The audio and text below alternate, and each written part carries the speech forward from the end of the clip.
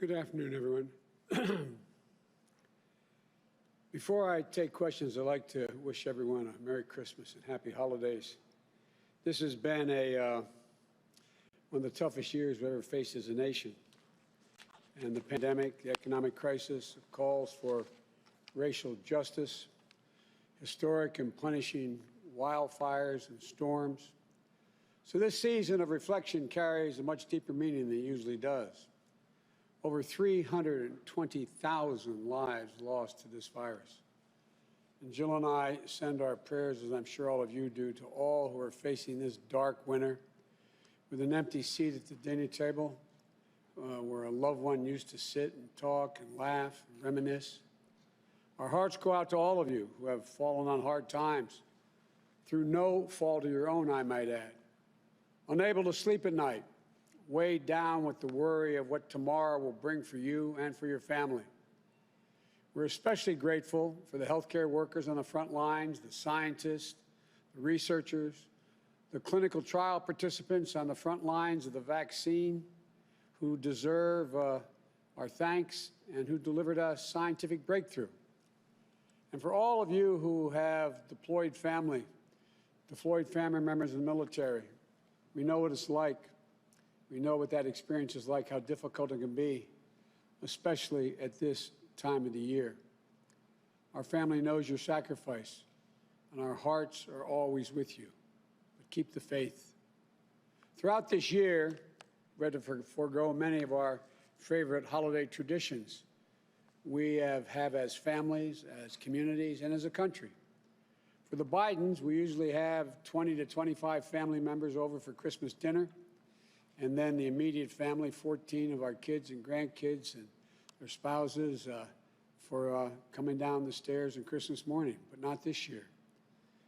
Like we did over Thanksgiving, we all have to care enough for each other that we have to stay apart just a little bit longer. I know it's hard. We have a long way to go, but we're grateful that we've got the vaccine. And yesterday, in an effort to instill some confidence in the vaccine, I had my shot administered in public. And I got a chance to thank all those nurses and docs at Christiana Hospital for what they've been putting up with and doing for so long. I look forward to the second shot, and I have absolute confidence in the vaccine. But we're in short supply. Taking the vaccine from a vial into the arm of millions of Americans is one of the biggest operational challenges the United States has ever faced. We're 300 million people. And we're going to take many more months for that to happen. In the meantime, this pandemic rages on. Experts say things are going to get worse before they get better, notwithstanding the fact we have the vaccine. As you all know, we're averaging a death rate of close to 3,000 people a day. That means we're going to lose tens of thousands of more lives in the months to come. And the vaccine won't be able to stop that. So we'll still have to remain vigilant. We need everyone to mask up, stay socially distanced, avoid large gatherings, particularly inside. We need to work in a bipartisan way. That's the only way we're going to get through this in tough times. And we have our first hint and glimpse of bipartisanship. I applaud the Congress, their economic relief package that included funding for vaccine distribution, much needed temporary relief for workers, families, and small businesses. In this election, the American people made it clear they want us to reach across the aisle and work together on matters of national concern to get something done. And I believe that to be the case from the very beginning of my campaign, and I'm happy to see members of Congress heeding that message as well from their own constituents. Leaders in both House and Senate, both parties, deserve credit for making the hard compromises to get this done. But like all compromises, it's far from perfect. But it does provide vital relief at a critical moment. However, as I've said all along, this bill is just the first step, a down payment in addressing the crises, more than one that we're in. There's a lot more work to do. Early next year, I'm going to put forward to the Congress my plans for what comes next. We'll need more help to fully distribute the vaccine. We're going to need more testing in order to be able to open our schools. We're going to need more funding to help firefighters and police, many of whom are being laid off as I speak. And the same with nurses, risking their lives on the front lines. The same for millions of hurting families who are unable to put food on the table, pay rent or the mortgage. Unemployment's extended for another 10 weeks. It's going to take a lot longer than that. But Congress did its job this week. And I can and I must ask them to do it again next year. But even with the changes in approach I'm going to put in place in late January, people are still going to be getting sick and dying from COVID. One thing I promise you about my leadership during this crisis, I'm going to tell it to you straight. I'm going to tell you the truth. And here's the simple truth. Our darkest days in the battle against COVID are ahead of us, not behind us. So we need to prepare ourselves to steel our spines. As frustrating it is to hear, it's going to take patience, persistence, and determination to beat this virus. There'll be no time to waste in taking the steps we need to turn this crisis around. My administration will start to do its part on our first day in office with masking requirements, a new strategy for testing, accelerated protection, protective gear.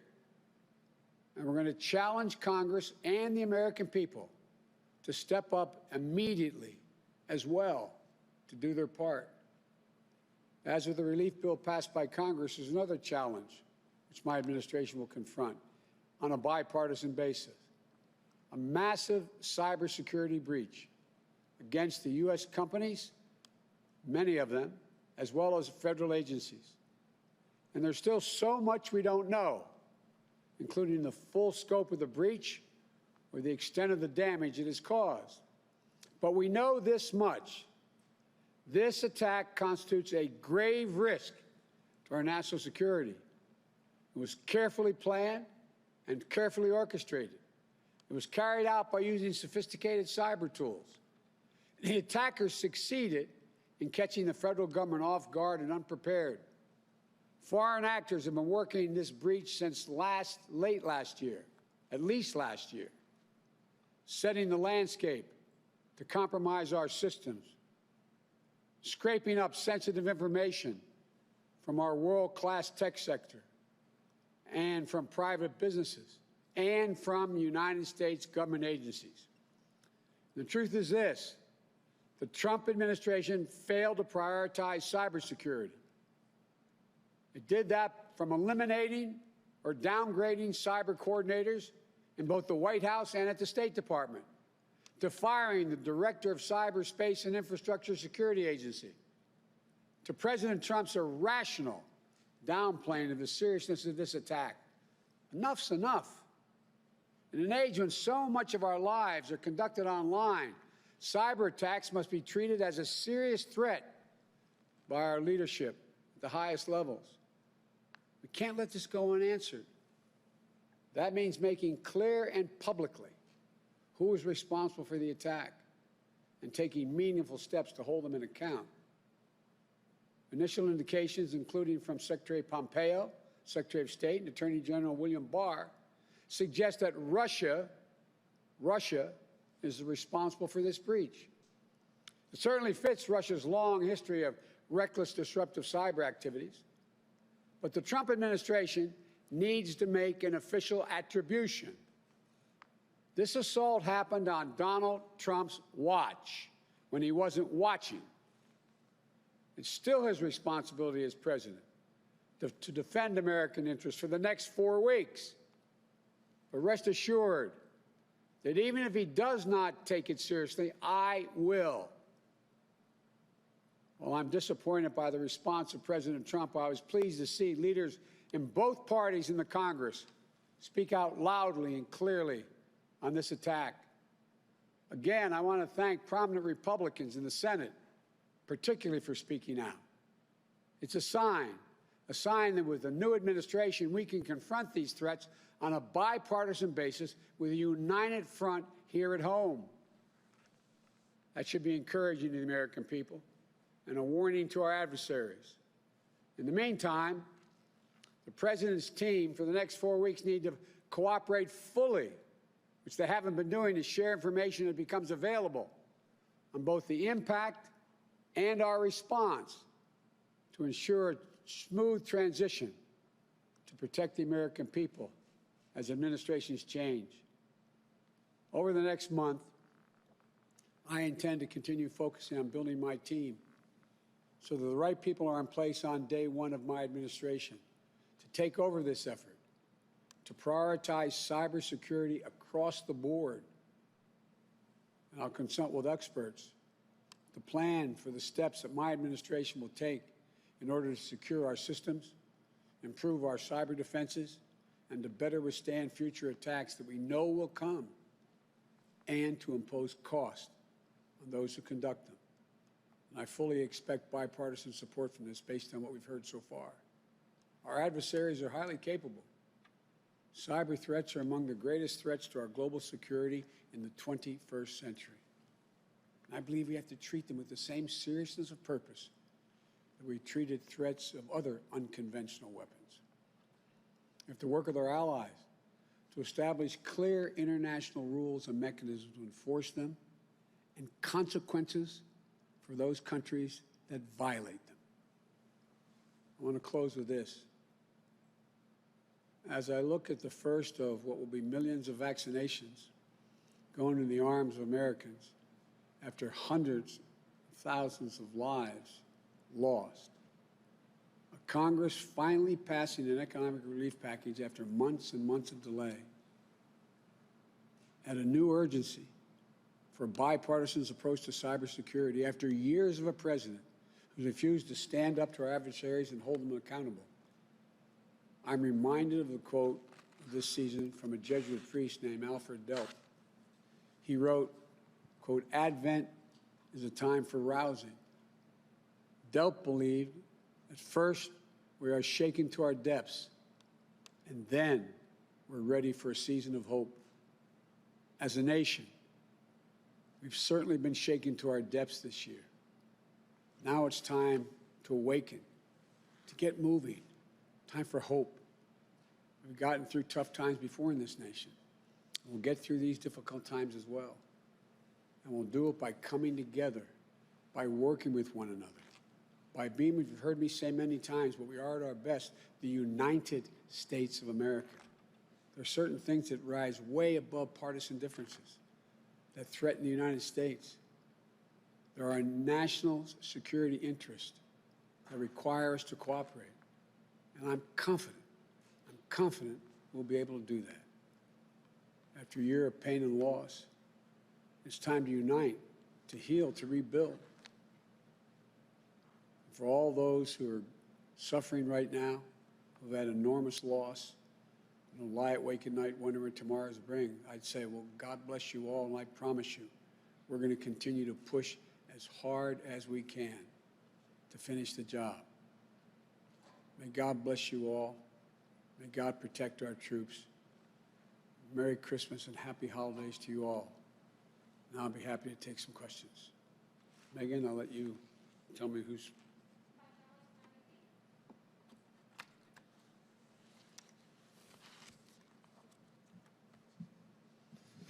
Thank you, Mr. President-elect. President Obama once referred to this emerging cyber battlefield as the Wild West. President Trump, in commenting on this most recent breach, said the situation was well under control. Given what you just said about this, that it represents a grave risk, do you believe it also represents an act of war, and will you respond in kind if so? The answer is, first of all, it is a grave risk, and it continues. I see no evidence that it's under control. I've seen none. Heard of none. Defense Department won't even brief us on many things. So I know of nothing that suggests it's under control. This president hasn't even identified who's responsible yet. Number two, the question of the damage done remains to be determined. We have to look at very closely the nature of the breaches, how extensive they are, and what damage has been done. And thirdly, there's going to be a necessity, as President Obama and I and our administration talked about.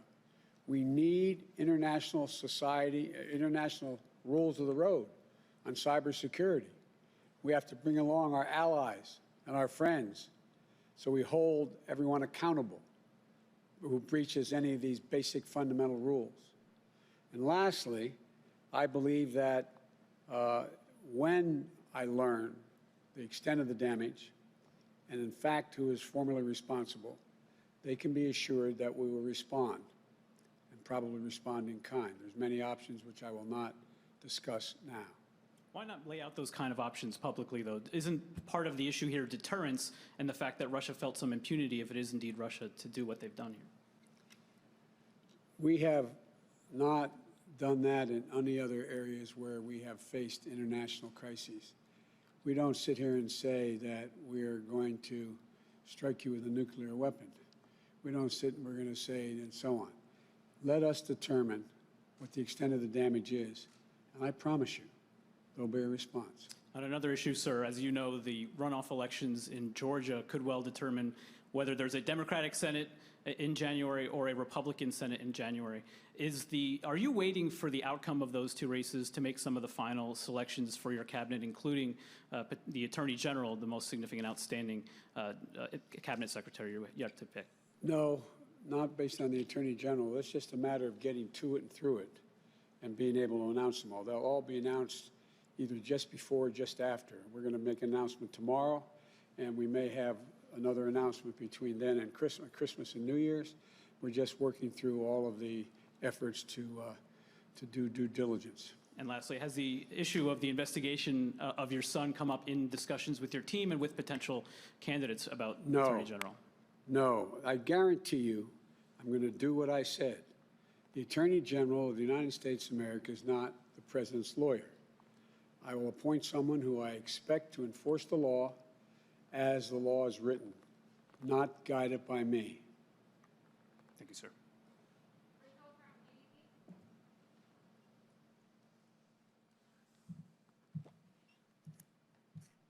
Thank you, Mr. President-elect. There is growing concern today about that new variant of COVID-19 sweeping across the UK. Should the United States right now impose a travel ban on flights coming in from the UK? As you know, there already is one, unrelated to that finding that new strain, number one. And the question is whether or not, at the very least, it only allows Americans coming home to be able to come back to the States, citizens. One of the things I'm waiting to get a response from my COVID team is whether or not we should require testing before they get on an aircraft to fly home, number one. And number two, when they get home, should they quarantine? That's my instinct, but I'm waiting to hear from my experts right now. You talked about how you want to propose a new COVID relief plan when you do take office. Yes. It took more than 6 months for Congress to reach this new deal. Americans are suffering at this moment. How can you assure Americans that relief will come and come soon? You all asked the most interesting questions. Have you ever known anyone in the history of the United States of America that could be president and assure exactly what the Congress is going to do? So I can't assure anything, but I can tell you what I expect. I fully expect on those critical issues that we're facing, number one, being able to get all the work we need done and all the funding to be able to get that vaccine in everyone's arm, and that's 300 million people. We'll get that done because you're going to see that the responsibility has already been recognized by the Republicans and Democrats in the Congress because the constituency is going to demand it, number one. Number two, all those people are out there hurting and lost jobs through no fault of their own. They've extended unemployment for 10 weeks. Simply not sufficient.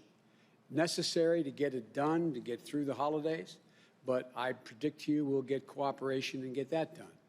I've been arguing from the very beginning and told how, I love it, it makes me sound so much younger, how naive I am about how the Congress works.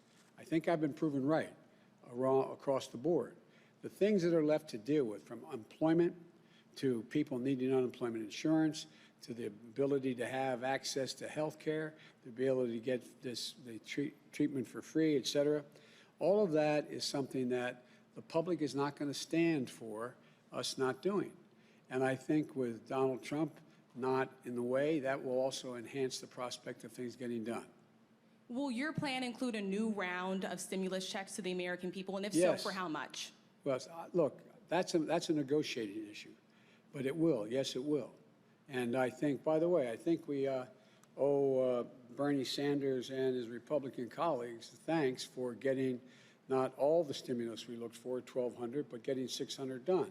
So I think you're seeing that there is a clear understanding that these issues go beyond any ideology. People are desperately hurting, and the Republicans are hurting as badly as Democrats. There are a few people, and I'm not saying they're responsible for any of this, a few people are doing extremely well in that K-shaped recovery, and they're doing fine, but they still need access to the vaccines. They still need access to making sure that we are able to handle crises in the hospitals, et cetera. So I think they're on the things relating to vaccine distribution, which is going to cost billions more dollars.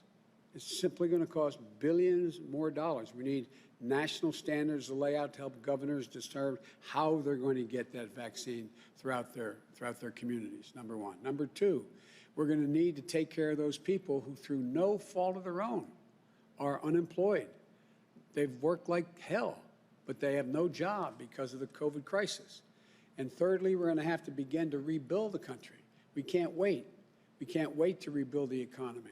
We're going to have to start doing that now on infrastructure programs and a whole range of other things. I think the sort of the dawn is broken on the vast majority of people. There are still people who don't want to help. There are still people who are insisting my way or the highway. But the vast majority of the members of Congress, I believe, will be able to work out those specific issues that are of national consequence. Thank you, Mr. President. Thank you.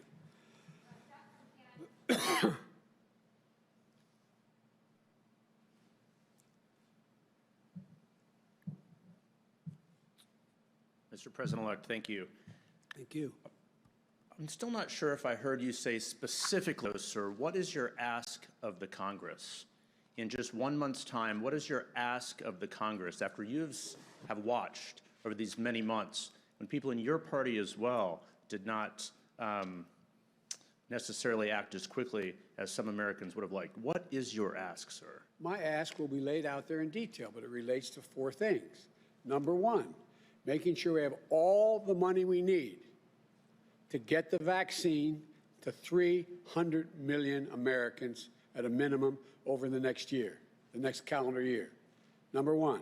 Number two, making sure that all those people who are unemployed through no fault of their own because of the COVID crisis, and small businesses and big businesses, et cetera, are shutting down, that they continue to be able to live day to day. They don't engage in food shortages. They're not in a position where they get thrown out of their homes. I would also be asking for a moratorium on being evicted from your homes for failure to pay rent, moratoriums on relating to the issue of whether or not your mortgage are being paid. Thirdly, I think it's critically important we provide all of the PPE as well as the direct payments to small businesses and others to be able to stay open, to be able to keep their people employed. That is something that's going to increase as time moves. And lastly, we're going to need to make sure that we're in a position that we can provide for the opportunity for people to begin to go back to work and get new jobs, developing infrastructure. Given the narrow majorities in the House and Senate, you've watched many administrations come and go. Do you believe that you will have a honeymoon to get things accomplished? I don't think it's a honeymoon at all. I think it's a nightmare that everybody's going through, and they all say it's got to end. It's not a honeymoon. They're not doing me a favor. I'll ask you a rhetorical question I don't expect you to answer, and that is, do you think that Republicans who are losing their businesses, do you think Republican constituents out there who can't pay their mortgage, do you think they're not letting their Republican representatives know they got a problem? Do you think the person who just lost a family member and is worried about losing another one who happens to be a Republican, a staunch Republican, isn't telling his or her Republican senator or state representative, you've got to help, you've got to get something done?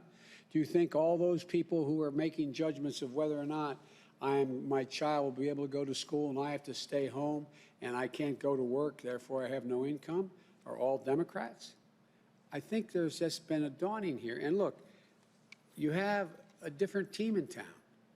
You have a different team in town. I'm not going to villainize the opposition, but I'm going to stand and say this is what we got to do because they know it.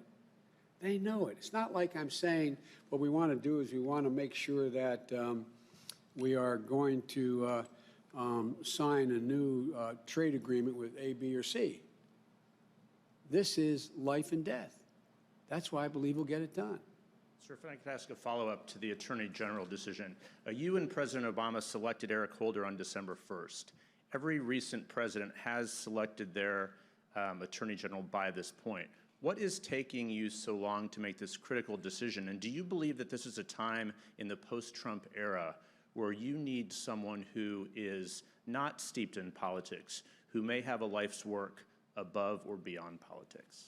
The answer is, first of all, we've gone faster than everybody in the total cabinet. So Not President Obama and yourself, sir. the whole cabinet? The whole cabinet. The whole cabinet? Well, there were a few missteps on commerce, as you remember, but I do. I'm I sure. didn't want to raise them, though. Right. But look, this is, we're looking for a team who will instill the greatest confidence in the professionals at DOJ to know once again that there is no politics. There's no politics. As you know, there's been a great debate about in every single appointment whether or not there are enough African Americans, enough Hispanics, enough Asian Pacific Americans, enough people who are new and young. So we're just working through it. It's not by design. There's not an obvious choice in my mind. Thank you, sir. Thank you. Merry Christmas. Merry Christmas. Hi, Mr. President-elect. Hey. You just spoke about your confidence that it'll be possible to get things done once President Trump has left office. Excuse me, not just because he's left office, because it's all becoming obvious exactly what's at stake. Right. But even so, are you concerned about the effects long-term that his presidency and now in the transition, his refusal to concede, his challenges to the election will have on American politics, will have on the Republican Party, especially if he does take the step of filing for re-election next month, or run in 2024? Are you concerned about him lingering around? I know I see you smiling, but I still have to ask it. And kind of a corollary to that, would you consider filing for re-election early next year to show that you're not going to be a lame duck? I'm not going to be a lame duck. Just watch me. Just watch me. I've been saying this from the very beginning. Look, let's just get the work from this point on for the next several years. There is one objective, and it's not my political future. It's bettering the circumstances for the average American. That's what it's all about. And I want to communicate to the American people what I hope they already understand about me. It's about them. It's not about me. It's not about me. But still, do you think that the climate will be different after President Trump than it was before Well, we'll him? see. I don't know. I mean, I'm not a fortune teller, but I can tell you that the calls I've gotten from sitting Republicans in powerful positions, they know me, they know I level with them, they know I never mislead, they know I tell them the truth, and they know I don't go out of my way to try to embarrass. And in terms of the transition, are there areas where the Trump team has not been cooperative that have not been made public? We've heard a bit about the issues at the Pentagon last week. Are there other areas that you think the public should be aware of? There are other areas I'm not sure it's relevant whether the public should be aware of. Look, what I'm trying to do is pull together the political parties that are in the Congress that know that we're facing 4 serious crises. And we have to address all of them. None of us will get all we want, but we can make real progress. And so my focus is on uniting, not emphasizing the divisions. Thank you. Thanks.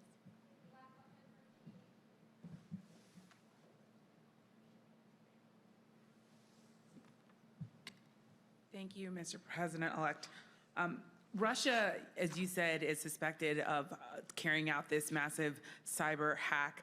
You said it happened under President Donald Trump's watch, but of course in January 21, it will then, of course, land on your doorstep. My question is, what are the... Let's get something straight. Will land on my doorstep. His failure will land on my doorstep. Yes. Okay.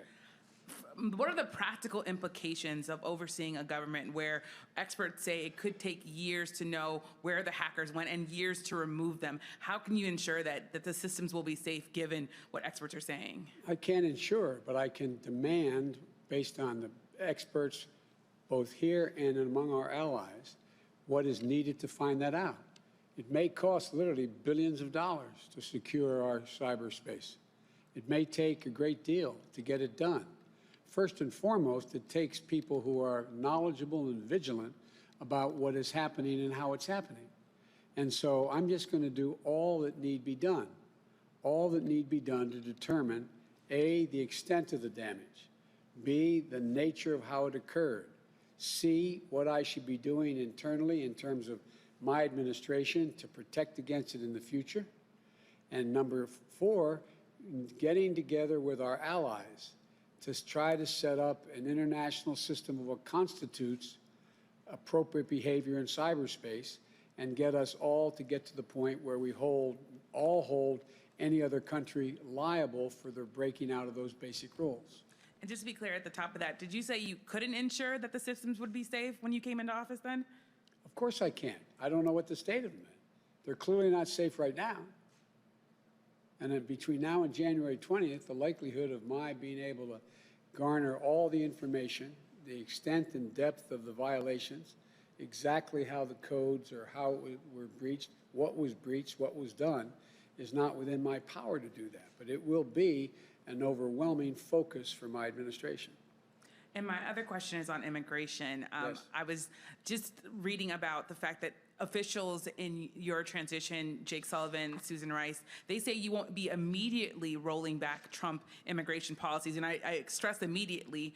There are some immigration advocates who say, why not roll back the Remain in Mexico policy? Why not roll back the asylum restrictions? What is your timeline for rolling back some of the specific Trump administration immigration policies? I've already started discussing these issues with the President of Mexico and our friends in Latin America. And the timeline is to do it so that we, in fact, make it better, not worse. The last thing we need is to say we're going to stop immediately the access to asylum the way it's being run now and end up with 2 million people on our border. It's a matter of setting up the guardrails so we can move in the direction. I will accomplish what I said I would do. A much more humane policy based on family unification, but it requires getting a lot in place and requires getting the funding to get it in place, including just asylum judges, for example.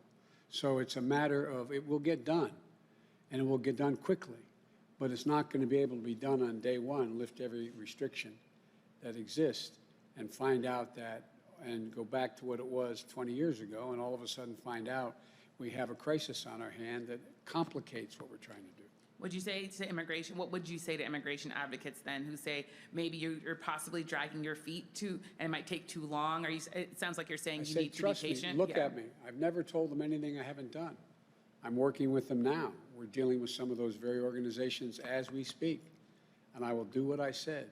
It's going to take not day one, it's going to take probably the next 6 months to put that in place. Thank you so much. Thank you. Merry Christmas, everybody. Thank you.